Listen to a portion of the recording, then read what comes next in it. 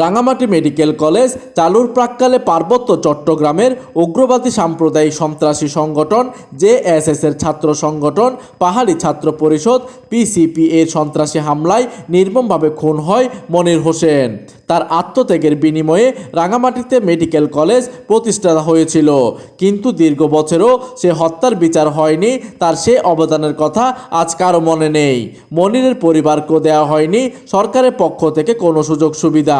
তাই মনিরের অবদানকে স্মরণীয় করে রাখার জন্য রাঙামাটি মেডিকেল কলেজের একটি হল শহীদ মনিরের নামে নাম করা সহ তার পরিবারকে সরকারি চাকরি দেওয়া পুনর্বাসন করার দাবিতে পার্বত্য চট্টগ্রাম ছাত্র পরিষদ পিসিসিপি রাঙামাটি জেলা শাখা অদ্য 11 জানুয়ারি রবিবার সকাল 11টায় রাঙামাটি মেডিকেল কলেজ গেটের সামনে মানববন্ধন ও বিক্ষোভ সমাবেশ করে।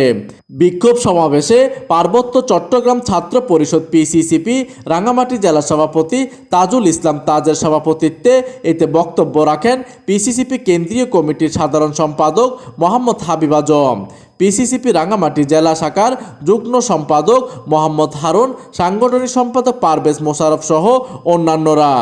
এ সময় আরও উপস্থিত ছিলেন পিসিসিপি রাঙামাটি জেলা শাখার সহ সাধারণ সম্পাদক আরিয়ান রিয়াজ, সহ সাংগঠনিক সম্পাদক জাহিদুল ইসলাম রনি, পৌর শাখার সাংগঠনিক সম্পাদক রিয়াজুল ইসলাম বাবু সহ অন্যান্যরা। প্রতিনিধি তাজুল ইসলাম তাজের তথ্য ও পাঠানো চিত্রে ডেস্ক নিউজ, দিগন্তের বার্তা 24 রাঙামাটি।